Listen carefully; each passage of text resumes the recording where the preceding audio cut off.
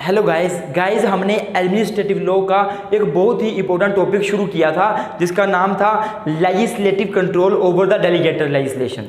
और हम ऑलरेडी उसके ऊपर 2 वीडियोस बना चुके हैं, introduction plus proceeding in parliament. तो उन वीडियो में मैंने आपको बताया था कि जो पार्लियामेंट है या लेजिस्लेचर है वो मेनली 3 तरीक़ों से जो है डेलीगेटेड लेजिस्लेशन के ऊपर कंट्रोल रखते हैं। अर्थात एडमिनिस्ट्रेटिव अथॉरिटीज़ जो लॉ बनाती है उनके ऊपर पार्लियामेंट 3 तरीक़ों से कंट्रोल करती है। तो 3 तरीके थे, number 1 proceeding in parliament, number 2 laying on the tables, number 3 scrutiny committee. तो हम ऑलरेडी एक डिस्कस कर चुके हैं, that is proceeding in parliament. ये हमने डिस्कस कर लिया है। अगर आपने वो वीडियो नहीं देखी है तो जरूर वीडियो को देखें, और हम इंट्रोडक्शन भी डिस्कस कर चुके हैं। लेकिन आज की वीडियो में हम दूसरा अलग जो तरीका है, मेथड है कंट्रोल करने का, पार्लियामेंट का जो कंट्रोल होता है डेलीगेटेड लेजिस्लेशन के ऊपर, जो दूसरा मेथड है कंट्रोल करने का, वो हम आज की वीडियो में डिस्कस करेंगे। तो आज हम डिस्कस करेंगे कि लेइंग ऑन द टेबल्स क्या है, लेइंग प्रोसीजर भी जिसको कहा जाता है, ये क्या है, और पार्लियामेंट कैसे लेइंग ऑन द टेबल के जरिए एडमिनिस्ट्रेटिव अथॉरिटीज के ऊपर चेक बनाती है जब वो लॉ बनाती हैं। तो वीडियो शुरू करने से पहले आप सभी का अपने YouTube चैनल में हार्दिक स्वागत करता हूं, और आपसे रिक्वेस्ट करता हूं प्लीज़ वीडियो को लाइक जरूर किया करें अगर वीडियो अच्छी लगे, और चैनल को अभी के भी सब्सक्राइब कर दें। सब्सक्राइब करने में लोग काफ़ी कम हैं, लोग सब्सक्राइब नहीं करते हैं, वीडियो देख लेते हैं, सब्सक्राइब नहीं करते हैं। प्लीज़ सब्सक्राइब कर दीजिए, ये वीडियोज़ आपके लिए है, हमें भी कुछ मेहनत का फल मिल जाएगा। तो वीडियो को शुरू करते हैं, आइए दोस्तों इसी के साथ।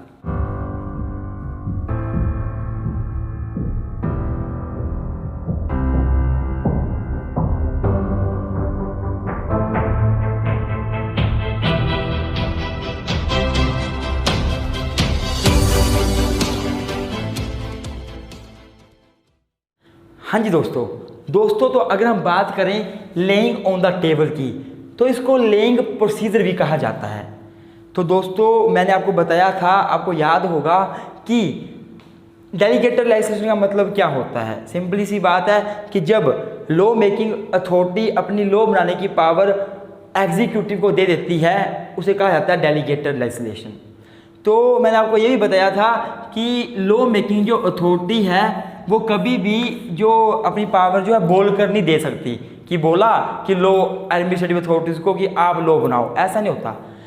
लॉ मेकिंग अथॉरिटी क्या करेगी, एक प्रॉपर एक्ट बनाएगी, प्रॉपर लॉ बनाएगी, उस लॉ के अंडर पावर जो है डेलीगेट की जाती हैं लॉ बनाने की। अर्थात लॉ मेकिंग अथॉरिटी जो है वो एक एक्ट पास करेगी, एक एक्ट बनाएगी, उस एक्ट के अंडर एडमिनिस्ट्रेटिव अथॉरिटीज़ को पावर दे दी जाएगी रूल रेगुलेशन बनाने की, लॉ बनाने की, जिसे कहा जाता है डेलीगेटेड लेजिस्लेशन। तो अगर लॉ मेकिंग अथॉरिटी जब एक्ट बनाती है, कोई एक्ट बना रही है और उसके जरिए एडमिनिस्ट्रेटिव अथॉरिटीज़ को पावर दे रही है लॉ बनाने की, तो उस एक्ट को कहा जाता है पेरेंट एक्ट। पेरेंट एक्ट बोल दो उसको, या फिर इनेबलिंग एक्ट, इसको इनेबलिंग एक्ट भी कहा जाता है।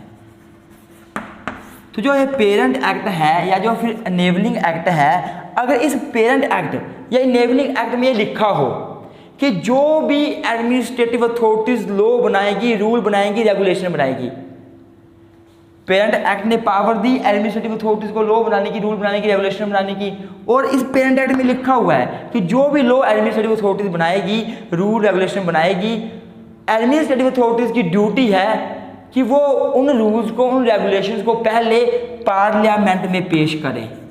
पार्लियामेंट के दोनों हाउस जो हैं, राज्यसभा लोकसभा, उनके टेबल पे रखें, लेइंग ऑन द टेबल।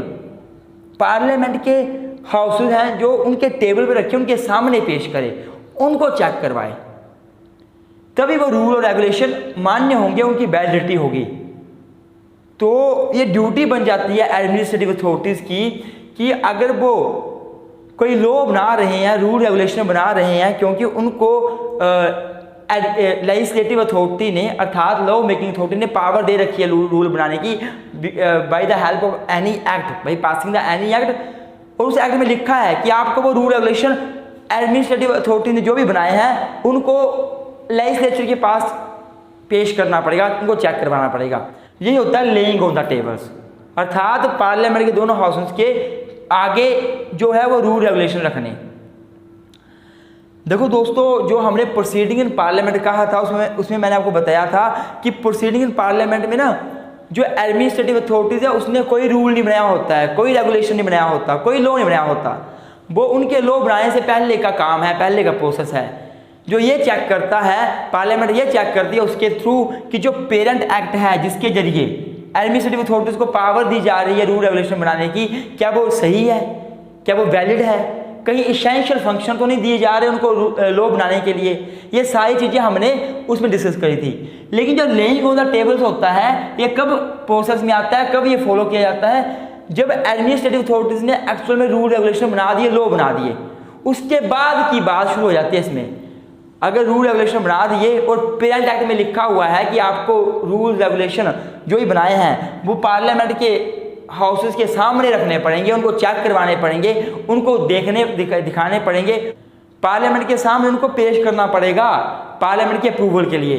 तो ये होता है लेइंग प्रोसीजर। अर्थात लेइंग प्रोसीजर में क्या होता है, एडमिनिस्ट्रेटिव अथॉरिटीज लॉ बनाने के बाद पार्लियामेंट में रखती है। ये लॉ बनाने की बाद की का चेक है।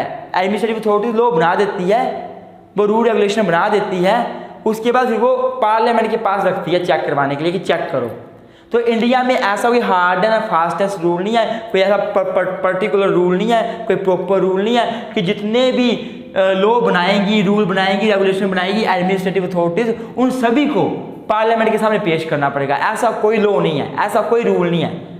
लेकिन अगर पेरेंट एक्ट में या इनेबलिंग एक्ट में बोल रखा है, लिख रखा है कि एडमिनिस्ट्रेटिव अथॉरिटीज को जो पावर दी गई है लॉ बनाने की, और वो लॉ बना रही है उन पावर का यूज करके, तो अगर इसमें लिख रखा है कि वो लॉ, वो रूल, वो रेगुलेशन उनकी ड्यूटी बनती है एडमिनिस्ट्रेटिव अथॉरिटीज की कि पार्लियामेंट के सामने पेश करे, तब करना पड़ेगा। और इसी को कहा जाता है लेइंग ऑन द टेबल्स या फिर लेइंग प्रोसीजर। अब हम डिस्कस करेंगे कि लेइंग प्रोसीजर के ऑब्जेक्ट क्या है। हाँ जी दोस्तों, तो दोस्तों अब हम डिस्कस करेंगे कि लेइंग प्रोसीजर के ऑब्जेक्ट क्या है, अर्थात लेइंग ऑन द टेबल के मेन ऑब्जेक्ट क्या है, पर्पस क्या है। तो मेनली इसके दो पर्पस हैं, दो ऑब्जेक्ट हैं। पहला ऑब्जेक्ट ये है कि जो पार्लियामेंट है, जो लेजिस्लेटिव ऑर्गन है, लेजिस्लेटिव ऑर्गन है, जिसने अपनी law making power administrative authorities को दी थी लॉ बनाने के लिए, तो उनको पता चल जाता है कि जो उनका एजेंट है, अर्थात जो उनके बिहाफ में लॉ बना रहा है, वो कैसे काम कर रहा है, क्या क्या लॉ बना रहा है, क्या क्या रेगुलेशन बना रहा है। तो पार्लियामेंट को पता चल जाता है कि एडमिनिस्ट्रेटिव अथॉरिटीज ने क्या क्या रूल बनाए हैं, क्या क्या रेगुलेशन बनाए हैं। पहला ऑब्जेक्ट तो ये हो गया। दूसरा ऑब्जेक्ट ये है कि जो लेइंग ऑन द टेबल है, इसकी सहायता से, इसकी हेल्प से क्या होता है कि जो लेजिस्लेटिव ऑर्गन है, लॉ मेकिंग अथॉरिटी जो है, जिसने अपनी law making power administrative authorities को दी थी, एग्जीक्यूटिव अथॉरिटीज को दी थी, तो उसको एक अपॉर्चुनिटी मिल जाती है, पार्लियामेंट को एक अपॉर्चुनिटी मिल जाती है, एक अवसर मिल जाता है कि वो जो है वो एडमिनिस्ट्रेटिव अथॉरिटीज के द्वारा बनाए गए रूल्स, रेगुलेशन, लॉज को चैलेंज कर सके, उनको चेक कर सके, उनके ऊपर क्वेश्चन कर सके। तो हम लोग एक बार पढ़ लेते हैं, मैं रीड आउट कर देता हूं, आपको लैंग्वेज समझने में प्रॉब्लम आ सकती है। तो पहला जो ऑब्जेक्ट है वो है, it informs the legislature as to what rules have been framed by the administrative authorities in exercise of the law making powers. अर्थात एडमिनिस्ट्रेटिव अथॉरिटीज ने लॉ मेकिंग पावर को एक्सरसाइज करते हुए क्या क्या रूल बनाए हैं, ये लेजिस्लेचर को पता चल जाएगा। दूसरा क्या है, it provides opportunity to the legislature to question और challenge the rules already made. जो ये पर्पस इसका ये भी है लेइंग ऑन द टेबल, कि जब लेइंग ऑन द टेबल होगा, अर्थात एडमिनिस्ट्रेटिव अथॉरिटीज अपने द्वारा बनाए गए रूल रेगुलेशन को पार्लियामेंट के हाउस के आगे रखेगी, उनके टेबल पे रखेगी, तो इससे एक हेल्प ये हो जाएगी। इसका पर्पस ये भी है कि जो लेजिस्लेचर्स हैं, जिन्होंने लॉ मेकिंग पावर अपनी एग्जीक्यूटिव ऑर्गन या फिर एडमिनिस्ट्रेटिव अथॉरिटीज को दी थी, तो अगर एडमिनिस्ट्रेटिव अथॉरिटीज ने लॉ बनाए हैं, रूल बनाए हैं, तो उनके रूल रेगुलेशन लॉ को चैलेंज करना और उनके ऊपर क्वेश्चन भी कर सकते हैं कि क्यों बनाए, किस रीजन से बनाए, कैसे बनाए, किस पावर के अंडर बनाए, और उनको चैलेंज भी कर सकते हैं। तो ये दो अपॉर्चुनिटी जो है वो मिल जाती है। यही जो है दो मेन अपने ऑब्जेक्ट हैं। अब हम दोस्तों डिस्कस करेंगे कि अगर लेइंग प्रोसीजर को फॉलो ना किया जाए तब क्या होगा, उसके कॉन्सिक्वेंसेस क्या होंगे। Legal consequences of non compliance with the laying procedure, legal consequences of non compliance with the laying procedure.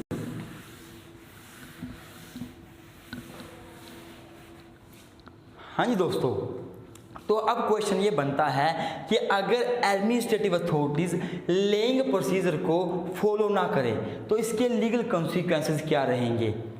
क्या उनके द्वारा बनाया गया रूल रेगुलेशन वैलिड होगा या इनवैलिड होगा? तो मेरे दोस्तों मैं आपको बताना चाहूँगा कि अगर पेरेंट एक्ट में, इनेबलिंग एक्ट में लिखा हुआ है कि जो एडमिनिस्ट्रेटिव अथॉरिटीज़ है वो जो भी रूल रेगुलेशन लॉ बनाती है तो उनकी ड्यूटी है कि वो उसको पार्लियामेंट के सामने पेश करे, अर्थात लेइंग ऑन द टेबल करे। इसके बावजूद अगर एडमिनिस्ट्रेटिव अथॉरिटीज़ पार्लियामेंट के सामने पेश ना करे, अपने द्वारा बनाए गए रूल रेगुलेशन को पार्लियामेंट के सामने पेश नहीं कर रही administrative authorities, even though parent act में लिखा हुआ है और ये मैंडेटरी है, करना पड़ता है अगर पेरेंट एक्ट में लिखा हुआ है, तब क्या होगा? तो इसका लीगल कॉन्सिक्वेंसेस ये रहेगा कि जो भी रूल रेगुलेशन बनाए हैं एडमिनिस्ट्रेटिव अथॉरिटीज ने उनकी वैलिडिटी कुछ नहीं होगी, वो जीरो हैं, उनकी कोई वैलिडिटी नहीं है। और अगर पेरेंट एक्ट में नहीं लिखा हुआ है कि एडमिनिस्ट्रेटिव अथॉरिटीज को जो रूल रेगुलेशन बनाए हैं उनको पार्लियामेंट के सामने पेश करना है, लेइंग ऑन द टेबल करना है, अर्थात लेइंग प्रोसीजर को फॉलो करना है, ये नहीं लिखा हुआ पेरेंट एक्ट में, और एडमिनिस्ट्रेटिव अथॉरिटीज पेश भी नहीं करती है, लेइंग प्रोसीजर को फॉलो भी नहीं करती है, तब वो रूल रेगुलेशन जो वैलिड रहेंगे। तो एक केस लो हुआ, अब केस का नाम लिख लो, Narendra Kumar versus Union of India, Narendra Kumar versus Union of India, Narendra Kumar versus Union of India. इस केस में सुप्रीम कोर्ट ने साफ साफ कह दिया था कि लीगल कॉन्सिक्वेंसेस क्या होंगे of non compliance with the laying procedure. तो सुप्रीम कोर्ट ने कहा था कि अगर जो पेरेंट एक्ट बना है उसमें लिख रखा है कि ये ड्यूटी बनती है एडमिनिस्ट्रेटिव अथॉरिटीज़ की कि लेइंग प्रोसीजर को फॉलो करना है, तो उनको करना ही पड़ेगा। अगर वो नहीं करते हैं लेइंग प्रोसीजर फॉलो, तब उनके द्वारा बनाए गए रूल रेगुलेशन जो है, लॉ जो है, वो इनवैलिड माने जाएंगे, उनकी कोई भी वैलिडिटी नहीं मानी जाएगी। तो दोस्तों मैं आशा करता हूँ आपको वीडियो अच्छी लगी है, वीडियो को लाइक जरूर करें अगर वीडियो अच्छी लगी हो, और चैनल को सब्सक्राइब जरूर कर दें, अभी के भी सब्सक्राइब कर दें, और मिलते हैं नई वीडियो में। Thank you so much.